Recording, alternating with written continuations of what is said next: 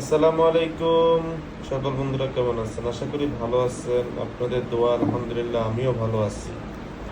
কোরবানি তো অনেকদিন আগেই চলে গেল, এই জন্য নেহারি খাওয়া হয় না। আজকে নেহারি খেতে অনেক মনে যাচ্ছিল, এই জন্য নেহারি নিজের হাতে রান্না করব। আলহামদুলিল্লাহ নেহারি আমি অনেকটা চেষ্টা করি নিজে হাতেই রান্না করার জন্য। বাজারের নেহারিটা আমি একটু কমই খাই, এই জন্য নিজেই চেষ্টা করতেছি। আলহামদুলিল্লাহ সকলে কিন্তু একটু দোয়া করবেন যেন ভালোভাবে রান্না করতে পারি।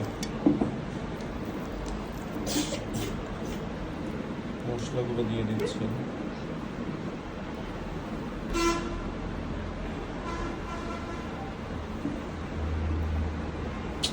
সকল মশলাগুলো একসাথে দিয়ে দিচ্ছি। এইভাবে যেন একটু ঝালের গুঁড়াও দিয়ে দিচ্ছি, মরিচের গুঁড়া, ধনিয়ার গুঁড়াও দিয়ে দিচ্ছি। জিরা গুঁড়োটা একটু বেশি দিতে হবে, জিরা গুঁড়োটা একটু বেশি দিলে ফ্লেভারটা একটু সুন্দর লাগবে।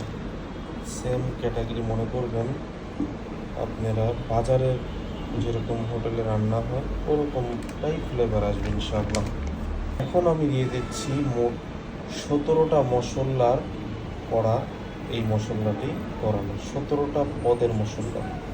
আশা করি যারা বলে শাহি মশলা, এই শাহি মশলা কিন্তু ভিন্ন অনেক রকম লাগে না, চেষ্টা করলেই পারা যায়, নিজেরাই করতে পারবেন।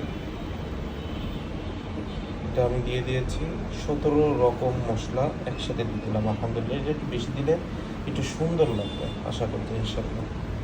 এই জিনিসটা দিলেই তো নয়, এটাতে দিতেই হবে লবণ,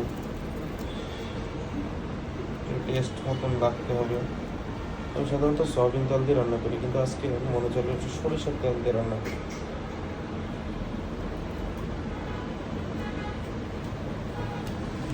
আমি নিজে হাতে মাখাবো আজ, আমি চেষ্টা করতেছি সব একসাথেই বসাইতে।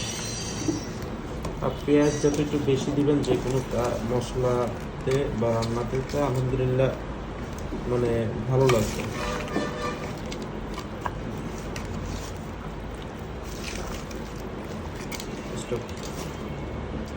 কমপ্লিট হয়ে গেছে ইনশাল্লাহ। আলহামদুলিল্লাহ আমার অলরেডি রেডি। এখন চুলায় দিয়ে দিলাম, চুলা স্টার্ট দিব এখনই।